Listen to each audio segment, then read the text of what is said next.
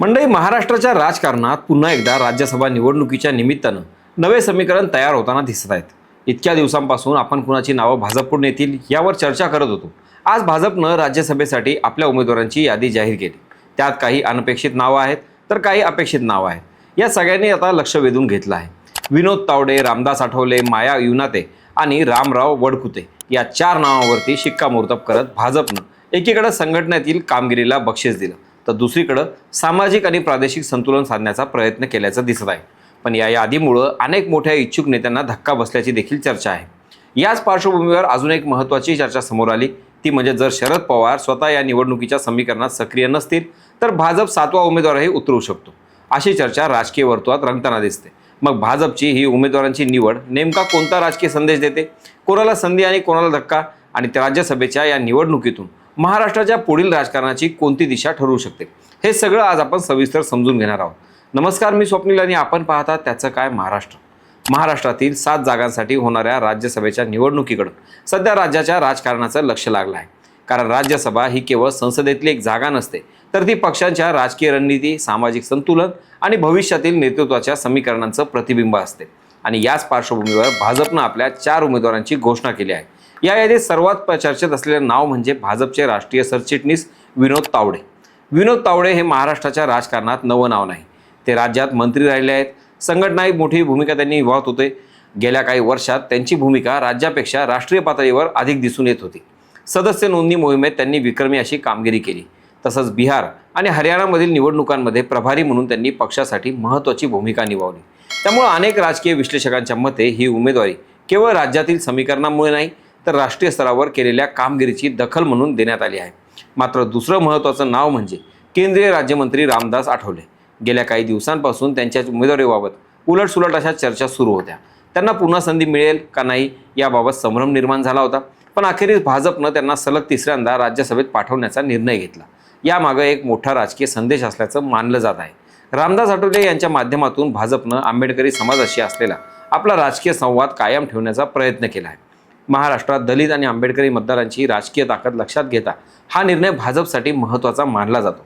या यादीत 3रं नाव आहे माया युनाते यांचं. नागपूरच्या माजी महापौर आणि सध्या राष्ट्रीय अनुसूचित जमाती आयोगाच्या सदस्य असलेल्या युनाते यांना उमेदवारी देऊन भाजपनं आदिवासी समाजातील महिलेला राज्यसभेत पाठवण्याचा निर्णय घेतला आहे. हा निर्णय केवळ प्रतिनिधित्वाचा प्रश्न नाही, तर भाजपच्या सामाजिक विस्ताराच्या रणनीतीचा भाग असल्याचं राजकीय विश्लेषक सांगतात.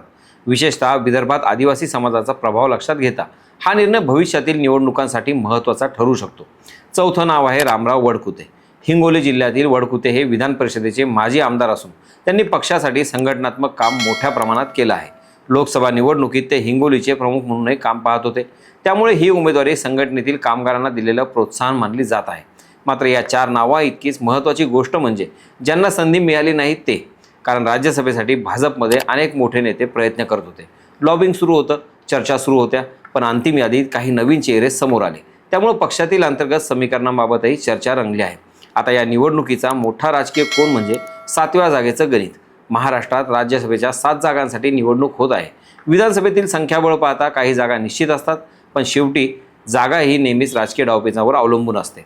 आणि इथेच अमित शहा यांच्या कथित सूचनेची चर्चा सुरू झाली आहे. जर शरद पवार या निवडणुकीच्या समीकरणात सक्रिय नसतील तर भाजप 7वा उमेदवारही मैदानात उतरवू शकतो, अशी चर्चा राजकीय वर्तुळात रंगत आहे. शरद पवार हे महाराष्ट्राच्या राजकारणातील सर्वात अनुभवी रणनीतिकार मानले जातात. राज्यसभेच्या निवडणुकांमध्ये त्यांनी अनेकदा राजकीय गणित बदलून दाखवलं आहे. त्यामुळे जर ते यावेळी सक्रिय नसतील किंवा विरोधकांमध्ये एकजूट नसेल तर भाजप आक्रमक भूमिका घेऊ शकतो, असा अंदाज व्यक्त केला जातो. यामध्ये अजून एक महत्त्वाचा मुद्दा म्हणजे सध्या महाराष्ट्रात सत्तेत असलेलं महायुतीचं सरकार.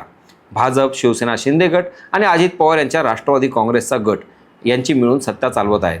त्यामुळं विधानसभेतील संख्याबळाच्या दृष्टीनं महायुती मजबूत स्थितीत आहे.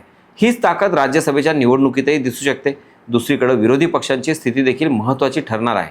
काँग्रेस, उद्धव ठाकरे यांची शिवसेना आणि शरद पवार गटाची राष्ट्रवादी काँग्रेस हे तिन्ही पक्ष एकत्र येऊन रणनीती आखतात का, की याच्यातील मतभेद राहतात, यावर शेवटच्या जागेचं गणित अवलंबून असेल. राज्यसभेच्या निवडणुका अनेकदा सरळ नसतात. क्रॉस वोटिंग, रणनीती, गुप्त मतदान या सगळ्यामुळं शेवटच्या क्षणी चित्र बदलू शकतं.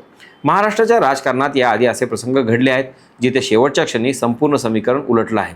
त्यामुळे भाजपने जाहीर केलेली ही उमेदवारांची यादी केवळ 4 नावांची घोषणा नाही, त्यामागे संघटन, सामाजिक प्रतिनिधित्व, भविष्यातील निवडणुका आणि राष्ट्रीय नेतृत्वाचा विश्वास या सगळ्या गोष्टींचं मिश्रण आहे.